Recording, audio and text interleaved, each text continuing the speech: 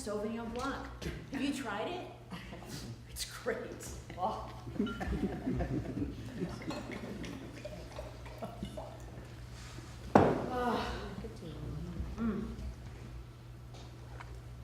Perfect, cold, crisp.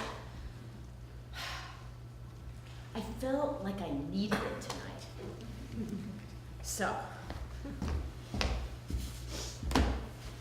wait a minute.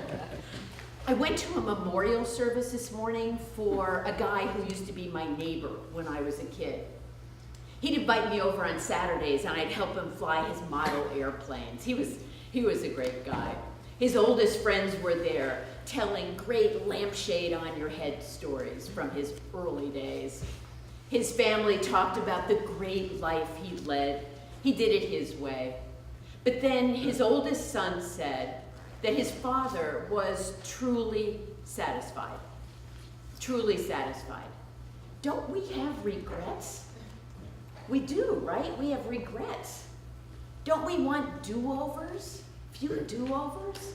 I mean, boy, I do. I mean, if I could, I would take all the friends of a lifetime that I didn't have time for and never called back. I'd have them in sort of a big group, like that Verizon network ad, behind me when I turn around in the grocery store parking lot. And I'd wander through them, chatting and shaking hands, making up, asking them about their lives, taking email addresses. I want to hold Jelly again. Jelly was my first dog as an adult and the leave behind from my first marriage. A marriage I wasn't really ready for, to a husband that would be a perfectly fine mate today. But there were too many mates to be explored in those days. And there was Jelly, a fuzzy, odd dog that became the receptacle for all the feelings that couldn't be expressed between us. Like a giant bowl that the mail goes in the front hall, Jelly stored our love and memories and sadness, and held on to them when I took the train to New York and gave her a final pat goodbye. I want to knock on the door of my parents' gray and white ranch-style house on Kenwood Avenue in Del Mar, New York, and have them come to the door, carrying cake and tuna noodle casserole and cut-out articles from the local paper for me to see, and having me sit down, please, Mary, with a white wine spritzer, and a tray of those Pepperidge Farm crackers and that orange cheesy spread in the brown crock. I want to look at them, see them, their eyes.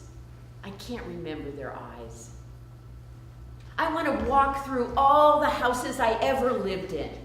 The duplex next to the lady that brought me fresh crystallized ginger from New York City. The second floor apartment where my mom and I learned to live alone when my dad traveled, where the Ready Whip exploded in his hands all over the kitchen one birthday Saturday night, where my sister explored adolescence, where the telephone had an operator to make your call and a party line. I still remember the number, 1674J. All party lines had letters. Time. I so regret the time that I frittered away. My parents told me to get up in the morning. Come on, Mary. Come on, don't sleep the day away down there. But I did. I knew that watching old reruns of Seinfeld and Frasier was a monumentally bad use of my time. But I did it anyway. And the time I missed with my children. They're out of college now, and I feel the loss intensely, like a giant marble weight that sits on my chest at night when the house is so quiet. But there are no do-overs, no remakes, just lessons, fodder, stories, all fodder for life. But no better fodder than my experience with Bozo. Bozo, the clown. I was 10 years old and 5'9" tall. When we moved to Liberty, New York, in the heart of the Catskill Mountains, the Grossinger Hotel, Jenny Grossinger's famous rye bread. We'd moved from Fort Plain in upstate New York along the Mohawk River, near the Beechnut baby food factory, both tiny towns. Well, I received my first opening into the social world of my new 5th grade when I got invited to Nancy Cook's Halloween party. I did. Now, Nancy Cook was a popular girl, so this was an invitation of some importance. My mother was thrilled, so taken with my acceptance, she threw herself into the only thing she felt she could, my costume. Unfortunately, my mother couldn't sew. She could not sew. The other problem is that she had a major crush on a Ringling Brothers clown, Felix Adler, Bozo the clown. Now, don't confuse Bozo with Emmett Kelly. Emmett Kelly dressed in baggy street clothes and swept away an errant spotlight every night as he closed the beat top. No, that would have been fine. Emmett Kelly was cool. No, she had to have a crush on Felix Adler, Bozo the clown, straight out of Central Casting. Electric orange hair, cakey white makeup, hooped polka dot suit, size 15 red shoes, and this. The perfect look for my entree into the 5th grade party scene. With a wig, shoes, and padded outfit, I measured a perfect rectangle, 3'8" by 5'11". And when I made my entrance into Nancy Cook's Halloween party, I did so to a stunned silence. All the other girls were in the back corner of the living room. They had talked. They were dressed as 30s flappers, velvet cloche hats, feathered boas, midi lace tops, mini skirts, and red lipstick. Oh, 12 adorable petite flappers. One bozo. I was horrified. Nancy's mother finally broke the silence. Okay, come on, you kids, come on, it's time to come into the basement. We've got ping pong, we've got chips, we've got television, we've got Frankie Avalon. I stood there as the flappers gossiped by, backs to me at first, and then as they went down the stairs, they turned and pointed and snickered. Oh, my red persimmon feet were stuck to the ground now, and I remained a solitary 5'11" figure of prepubescent terror. I had to do something. Mrs. Cook, I have that flu that you read about that kills people. I should leave. It's contagious. Would you call my mother, please? I'll wait on the porch.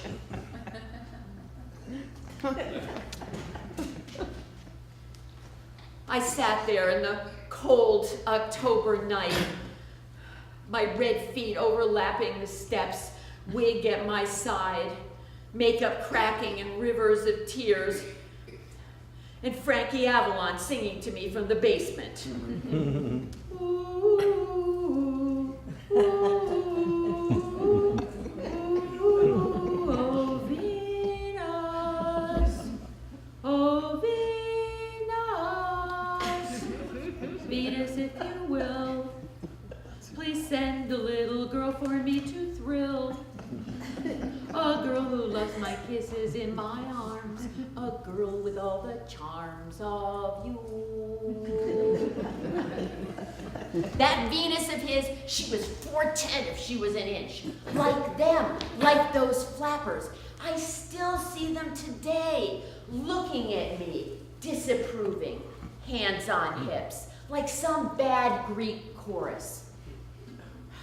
They are there as I walk into a cocktail party, or into an office, or a relationship. They are watching me, and I am still bozo. Makes me need a drink. I tell you, Bozo definitely set the tone for my life. Certainly takes me back to the kind of childhood that I had in the 50s. So different from the one that I served up to my kids in the 90s. I mean, kids don't seem to get bored anymore. Boredom was my main recollection of summers in Liberty, New York. We lived on the second floor of an aging gray Victorian. My designated play area was a side entry porch, 3 wide wooden steps, a flat stone walkway, and an adjacent crabapple tree. Mary Borden and I met there most every day. We didn't go to camp, didn't have tennis lessons, no classmates for play dates, just the oddball mix of neighborhood passers-by and me and Mary on the porch. I mean, we talked about being bored. What were we gonna do today? But while we did that, we'd draw out a 10-grid hopscotch court with rocks, no sidewalk chalk in those days.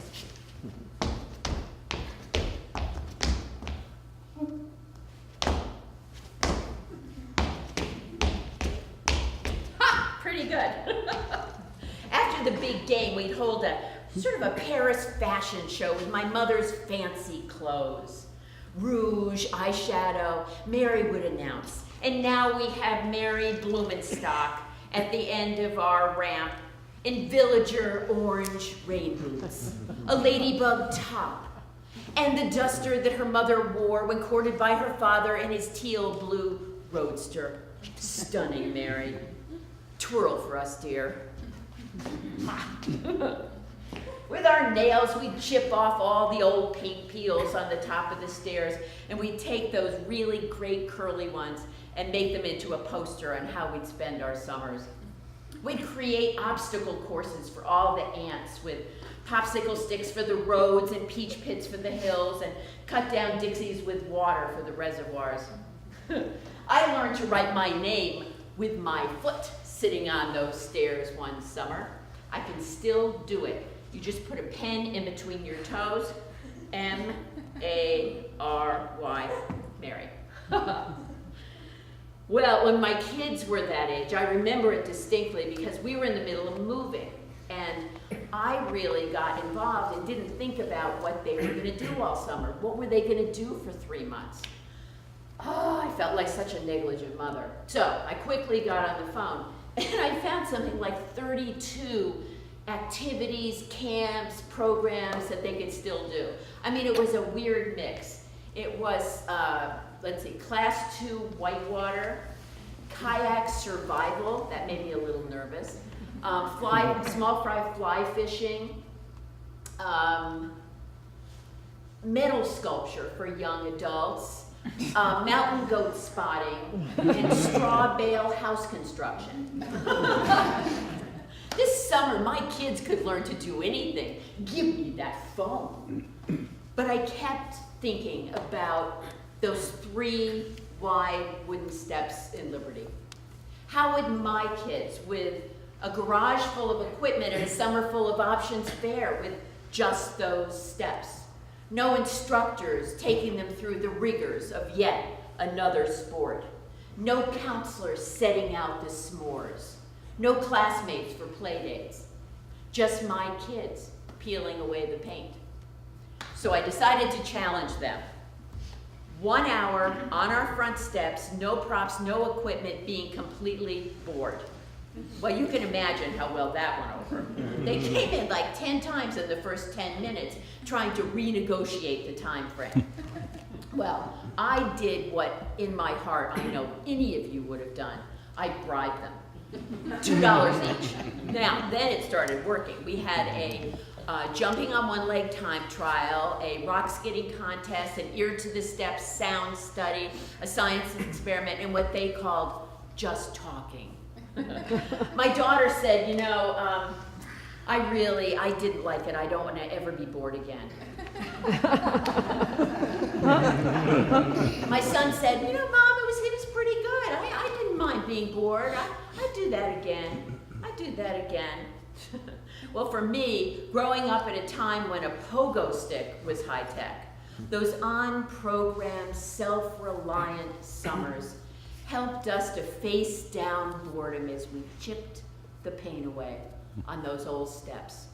We were the originators and creators of our childhood. Well, those steps faded into my memory banks over the years.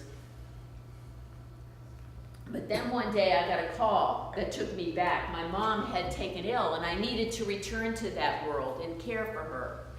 That world hadn't changed since the 50s. That town was caught in a time warp. A town the kids had all left. Oxygen and walkers were big business. There was an aging Hallmark store, and in the back, they actually had a whole section of, "So, you're turning 90." Birthday cards. Archway-filled cookies, do you remember those, the white ones with the red stuffing? They had a whole section of the grocery store. All the gas stations were full service, no one served cappuccino, and there wasn't a New York Times to be found. I mean, I wondered where all the people that looked like my relatives had gone. And there they were, all along. Stout, red-faced women with sensible shoes and cotton hose, gray hair that encircled their foreheads in sturdy, rolled waves. Men with dented big noses and high-waisted gray pants. Aunt Florence and Uncle Chris. You might remember them. They used to come to dinner for Thanksgiving at your house when you were a kid. But today, in our society, where we all live, you don't see people that look like our relatives anymore. People don't look old anymore. They're not allowed to. Well, my mother lived one life and dreamed another. She blamed this on her mother. Her mother, born in 1880, loved theater. She took my mother most every Saturday to the Proctor Theater in Schenectady, New York for vaudeville, jugglers, dancers, singers, and footlights. A gilded theater of tassels and red velvet. They'd dress up in wool coats and gloves and trade their lives for top hats and toe shoes for those few hours on Saturday. But it all stopped when my mother lost her mother to the flu epidemic of 1918 and was thrown into a world of emotional orphaning, living with grandparents in a dreary coal town in northern Pennsylvania. The footlights had been extinguished. The stage receded into her memory. She never recaptured the Saturday mornings of her childhood. She only dreamed about them. And then she picked up those dreams in her arms and placed them at the foot of my bed, yet instilling in me all the demons of anyone growing up in the 50s. Protestant guilt, work ethic, do unto others. Mary, don't overstay your welcome, dear. Mary, save. Oh, Mary, be prepared. I guess she felt she had to, but I wanted those dreams, those footlights. I mean, not literally, but I felt like I had always been missing theater in my own life. I mean, I'd been the good girl my mother wanted me to be, but where were the crescendos, the kicking rockettes, the jaunty dialogue, the tricked out costumes? I mean, I'd changed cities, changed jobs, changed husbands, but still no footlights. My mother accepted this, but I cannot. I tell you this, that I am here, inside, like that tidy package that you open on your birthday, and it explodes into an undisciplined jack-in-the-box. Or those Russian dolls all hiding inside each other, yearning to be different. There is a me inside of me that is still struggling to get out and find out who it is and how it fits. An unbridled me that wants to sing and dance and jump without censor, that will walk that tightrope but wiggling that line to test its boundaries. But you don't see it. The lines of my history have me toggled to a tradition of appropriateness. Do the right thing, Mary. Stay in the track, Mary. I see those footlights, but I can't quite reach them to turn them on. Not yet. Not yet. Well, when you're trying to change yourself, break out, be the who you always wanted to be, I guarantee you that nothing will test that resolve more than moving to Idaho. Sun Valley, Idaho. I moved there in the mid-90s with my avid skier second husband. And when we drove out of that tiny airport for the first time, I knew I was in such trouble. Straight ahead of me was a blue and red, leering, peeling billboard with a kicking bronco and a teetering black-hatted cowboy. Hold on to your saddle. The rodeo is in town. Wee-haw! And if that wasn't bad enough, as we entered Sun Valley itself, there was another poster, this time with 50 starlets, wasp-waisted in gabardine ski wear, shushing down the mountain at breakneck speeds. Welcome to Sun Valley. Oh! Well, I wasn't worried about the starlets. What bothered me was the uber athleticism, the breakneck speed thing. I mean, Sun Valley is a ski town where athletics are king. And if you're not doing 3 sports a day, they're gonna ask you to leave. And if not, they're gonna take you to the county line at dusk and feed you to the crows. And we're not talking ping pong here. A couple months after we moved there, I went into the bike shop, Sun Summit Bike Shop. I wanted to get baskets put on my bike pedals, this new bike I bought, because I really am terrified of the clip-ins. I don't know how you all feel, but I feel like I'm gonna end up in some horrendous accident still attached to my bike. So I wanted them changed. Well, the owner of the store, Don, was not thrilled with my skittishness. He said, you know, Mary, do you know the town philosophy here? No, Don, I don't. If you're not living on the edge, you're taking up too much room. Are you kidding me? I'm already taking up too much room.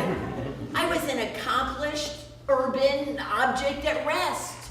I even have a memoir half finished from those days called Miscast in My Own Life.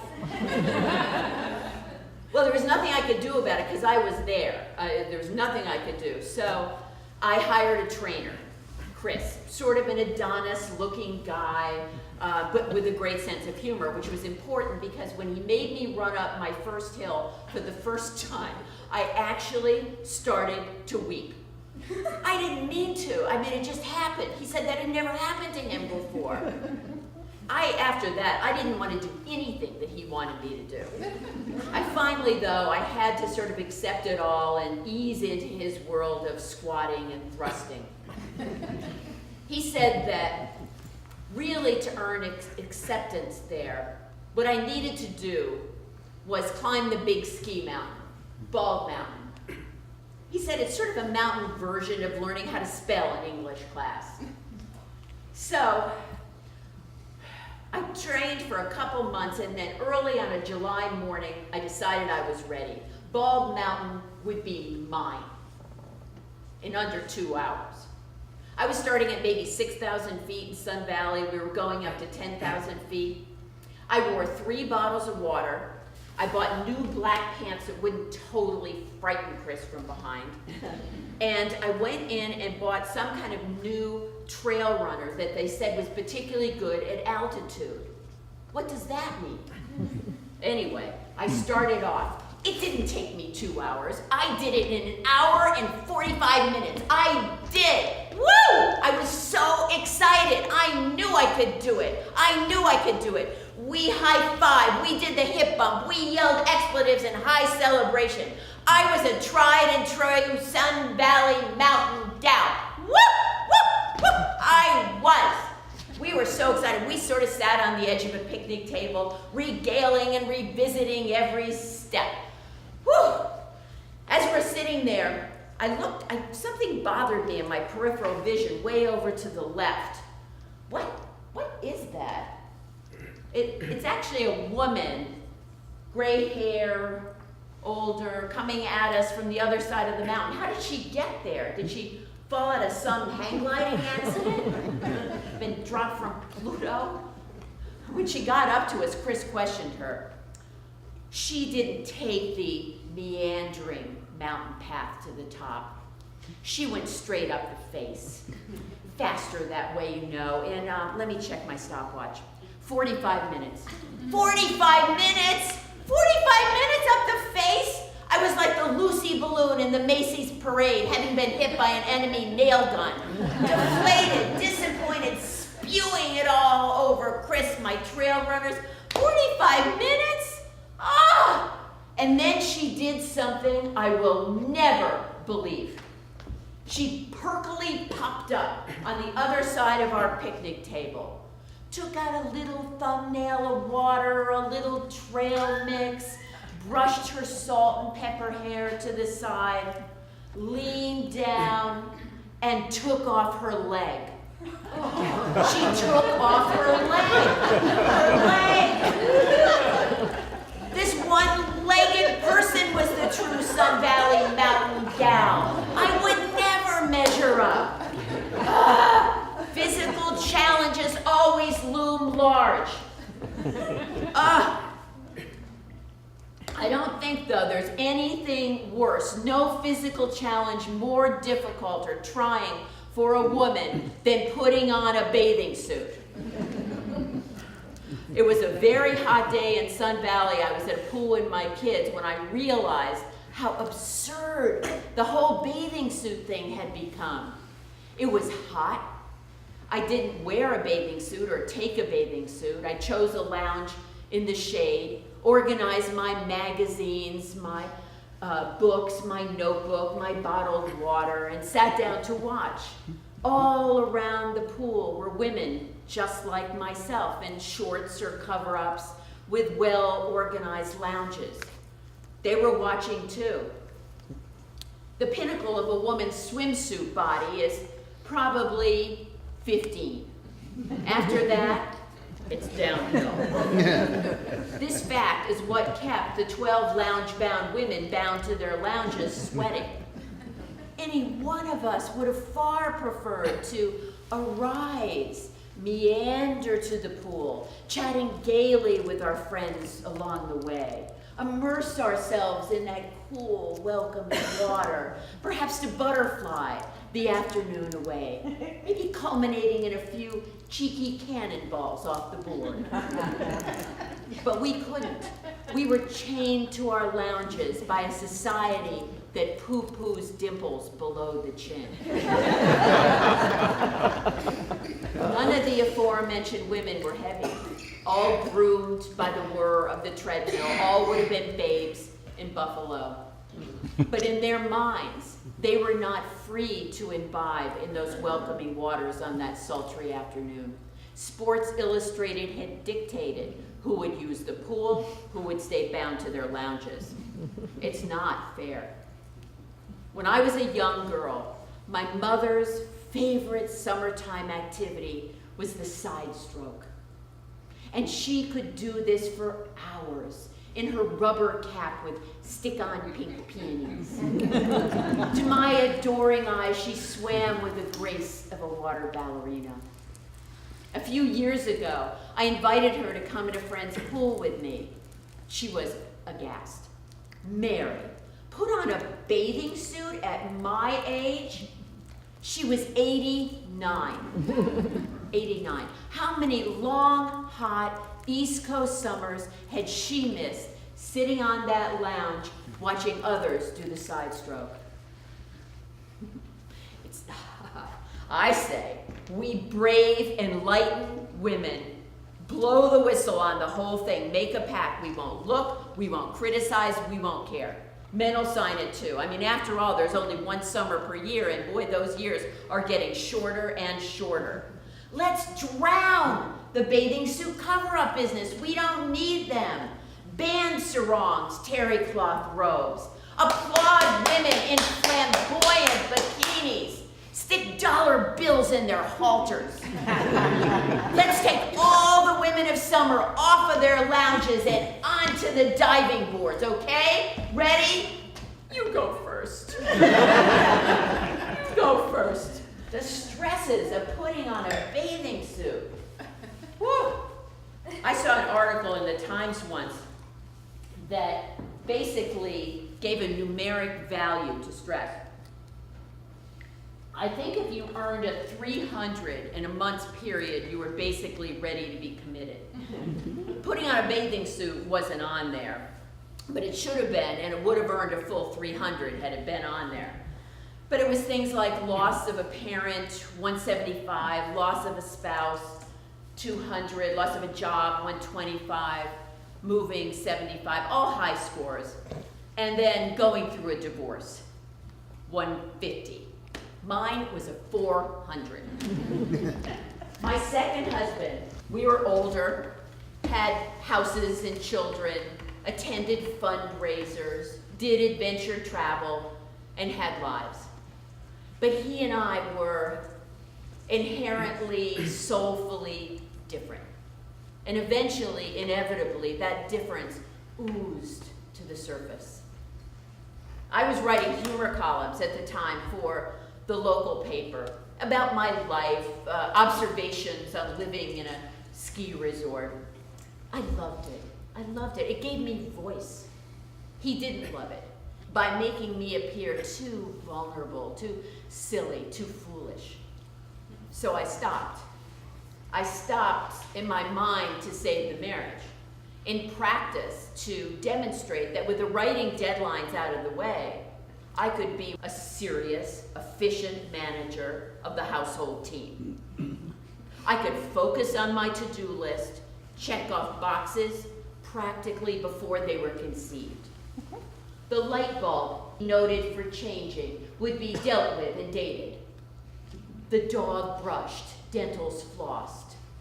I'd take our social calendar and put it on a spreadsheet. It didn't work.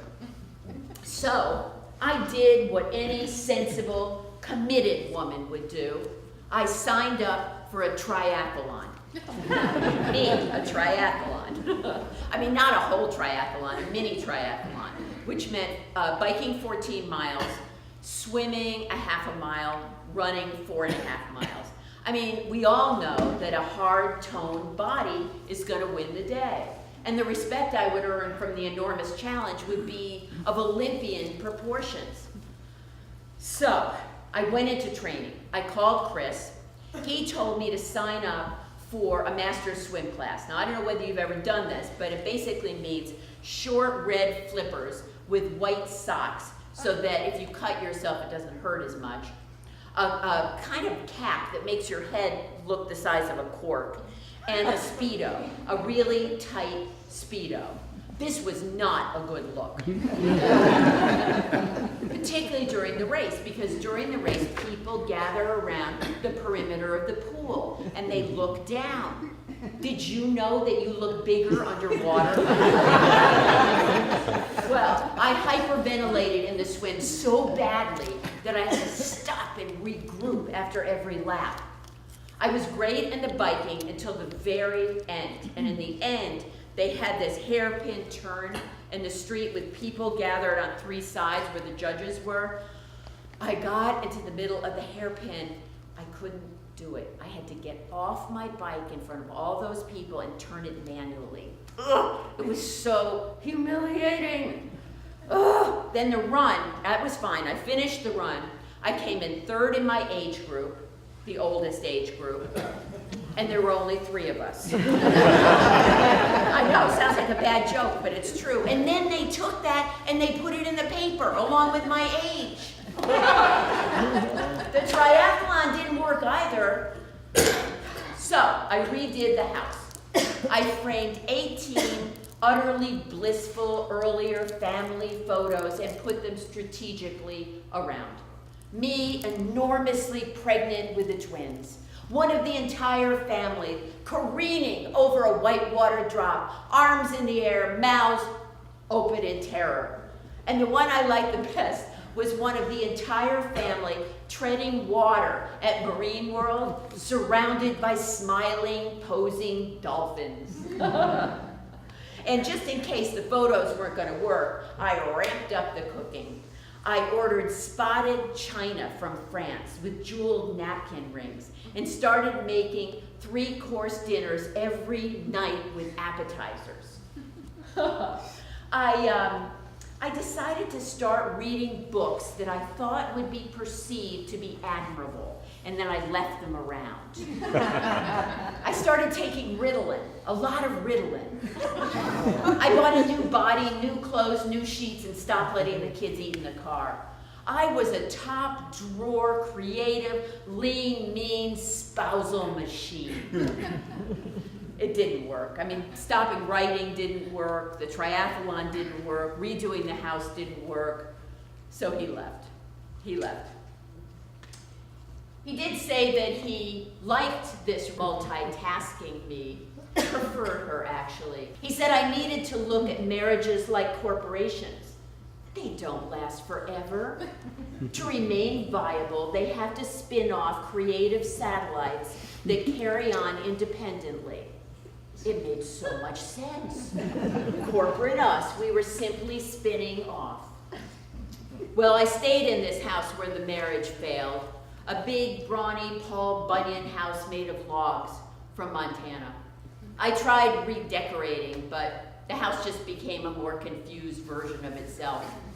I bought a new mattress, but I still couldn't sleep. So I hired a shaman. A shaman. The only one I could find was in Salt Lake City, Utah. Worried me because, as we know, shamans are from Kathmandu. And I was worried about a Mormon shaman. And I was imagining robes with appliqued ancient symbols along the edges, and a weathered shaman face with rivulets of spirituality, like Gandalf in Lord of the Rings, or Gandhi. Well, when she appeared at my door, she was a fresh-faced ivory girl in a green Patagonia fleece jacket. No ancient symbols along the robes, no rivulets of spirituality, no Gandhi. So we started off. We sat at a table with green and purple and blue herbs and potions, ridding the air of spotted china and ghosts. She said the house was heavy, very, very heavy. She'd mix herbs and liquids and light candles, and we'd pray, and then she'd stir and we'd be quiet. She said the house would slowly on weight from the bottom up. Well, with all these logs, this was going to take a while. But it was funny, after about an hour, I started to feel lighter. By the end of the afternoon, I felt calm. Years of sadness moved up through that house and spewed through the top like a volcano of angst. And then the residue disappeared, and it was quiet. Before she left, she lit a small fire in the side yard and told me to put in that fire what I most needed to rid myself of. I wrote on my best stationery and my best script, "The girl who lost herself," and threw it in. It was over. It was over. It was finally over. I could go back to those humor columns again. It was time. I decided after that divorce, I was in my late 50s. I felt like I was about 100, of course. It took about 5 years. So I decided I needed a little time to, relax, hang around the house in my sweatpants, eating buttered noodles, playing with the kids. It was actually great. Until my sister broke that happy silence, saying, "Mary, I think it's time you thought about dating." dating. First of all, I didn't like men anymore after that divorce. I was living in the middle of nowhere, so there weren't men anyway. And I was having a perfectly fine time with my girlfriends and my kids. And wearing those sweatpants, I wasn't thinking so much about my body, let alone my dating body. I mean, then, and certainly now, I feel like some oversized, giant, aging paper doll. Do you remember paper dolls? Where my job, using those little tabs, is to hook on more paper clothes every year to cover up all the bare, exposed, aging parts. I mean, I think for me, I know this sounds crazy, I think for me, the thing that I actually need is a burqa. A burqa would be great, it would cover up everything, everything. I could be making a great cross-cultural statement, you know, and taking care of business. I mean, I think that there is a reason that Middle Eastern women aren't free. They don't want to be. They don't want to be. They like it in there. And I don't blame them. It's so easy. And if you say, well, yeah, it's fine most of the year, but what about in the summertime when it's really hot? Forget that. They now manufacture little burqa fans, and you clip them on your underpants. It takes care of everything. And if I had a burqa, think of the things I wouldn't have to do. No more hot, scratchy shrugs during the summer to cover up my arms. No more 10-foot long scarves so I have enough material to cover up all the jowly parts. No more self-tanner to cover up all the veins and turn me and my dog orange. And no more Spanx to suck it all in. Not that Spanx aren't fun, because Spanx are fun. Like wrapping yourself in duct tape. A couple of months ago, I got a call from a girlfriend. There is now a Spanx, seriously, that goes from your neckline to your ankle. Wow! Wow! This winter, I decided, I bought this dress that was fitted. I was going to a really nice dinner and cocktail party. I bought this dress. It was actually too fitted, if you get my point. So I decided, since I wore a large Spanx, I'd buy a medium. Oh my God, I went to put this thing on. It took me 20 minutes to get into it. I mean, I did finally get into it. So I get into it, the dress goes on, I go to the cocktail party, I'm walking around the cocktail party portion, I'm fine, I can't breathe, but I'm at least walking. And then it was time to sit down for dinner, which is a problem because now I'm not straight up and down, I am folded. I'm sitting there, I cannot breathe, I can't talk. It's like I had the Victorian vapors. Oh my God, so I had to get up, go back to the bathroom, take another 20 minutes trying to get out of this thing. I missed the soup. Yikes! What is wrong with me? I am always doing these things. Forever the great downager. Forever the big cover-up. Forever the aging paper doll. When did I lose my innate wisdom? I mean, I still remember my grandmother on her porch in the summertime in her sleeveless house dress. No shrug, no neck scarf, no Spanx, no self-tanner, just my grandmother happy in her own skin, drinking her home-brewed iced tea, waving to her neighbors. I wonder what she'd have to say about all of this. I wonder what she'd have to say about my dating body. Because I can tell you, my sister did not stop harping about it. She had a friend who reconnected, this friend was like 70, who reconnected with her 4th grade boyfriend on the internet. They were now together. Now I think that is quite frightening. But I did tell her about this guy that I worked with after college in my first job in advertising. really funny. We were always getting into trouble together, playing tricks on people, best friend. I actually went to his first wedding in his barn with Lancer's wine. But I haven't seen him in 30 years. 30 years, my sister, undeterred, set off to find him on the internet. And she did!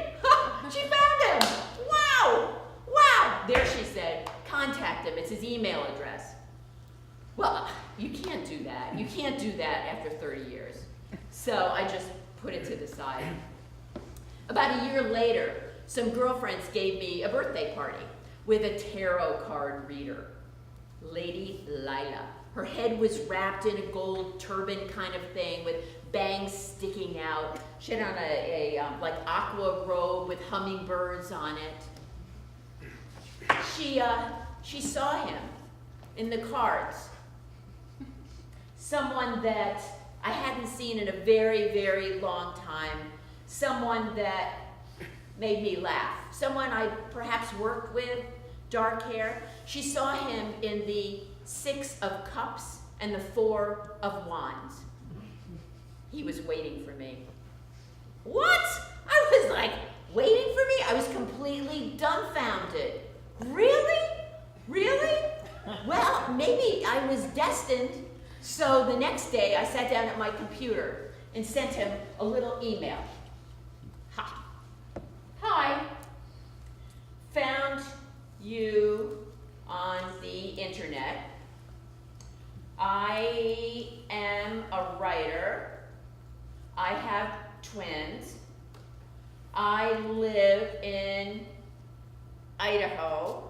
And then I signed my maiden name so he'd know who it was. Mary Blumenstock. Send. We got married 2 years later. Go figure.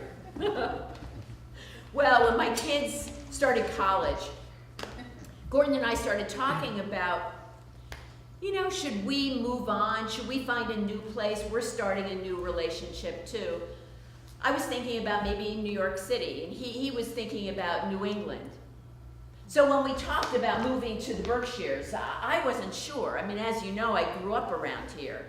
And after college, spent a few years in New York and then went west for several decades. I mean, a lot of us did. We felt we had to. We couldn't stay where we were raised. We had to go to the place everybody was talking about. I mean, that's where the Beach Boys were. On the other side of the country, I felt grown up. I bought a convertible, ate salads with seeds, kept eucalyptus in the bathroom, toured wineries and wore white all year. I pinched myself. I was clearly one of the lucky transplants. But now, so many years later, I've come back, and I'm puzzled. If your life comes full circle, does that mean you haven't been anywhere? Visiting friends in the Berkshires, Gordon and I fell in love with an old farmhouse, actually just up the hill from this theater, the kind of house that grandparents used to live in, with a basement and a history and a bushel of apples on the back porch. I mean, what is there about East Coast architecture that feels so permanent and safe? What is there about the Berkshires, maples and elms and lilacs, endless fields of green grass and haunting gray mist, turkeys roaming free, landscapes scaled to my size? I mean, I realized I'd missed a sense of humor of the East, honed by living in closer quarters. Liberalism seen through a soft blue lens. Towns with colleges. Silver gray diners open all night. Maple sugar soldier candies. And Norman Rockwell.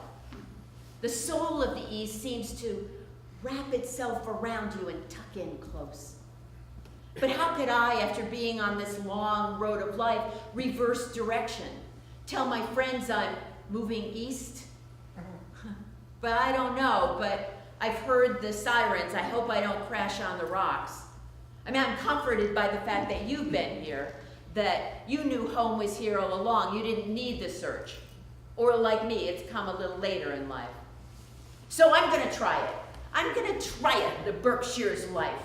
I'm gonna swish myself in Raid in August, de-tick myself after a hike up the cobbles, tent myself in the Times, take my blanket to Tanglewood, wear orange in October, and memorize every key battle of the Revolutionary War in alphabetical order. And since there are no do-overs in life, I am going to reinvent myself, learn to live more efficiently, faster. I'm going to get up earlier in the morning, go to bed later at night. By my calculations, I pick up a month every year. And if I go gluten-free, I'm gonna pick up decades. And I'm gonna be more spontaneous. Every Sunday, I'm gonna blindfold myself in front of the New York Times travel section. Run my finger along. Wherever it lands, I'll go. Borneo, Estonia, the Bay of Fundy. Oh well. I'm gonna be wilder, more creative. I'm going to dress up every night like Carmen Miranda. Paella cooking, stilettos clicking, flamenco full tilt with that fruit basket thing on my head, olé! I'm gonna dance jiggle hit when no one else is. I'm gonna jump in towering piles of leaves in the fall, make snow angels every morning of the winter. I have years to live in the moment, years to make it right, years to become a Buddhist, years to swim naked, dye my hair purple, be totally present, that bozo of old, that newfound New Englander.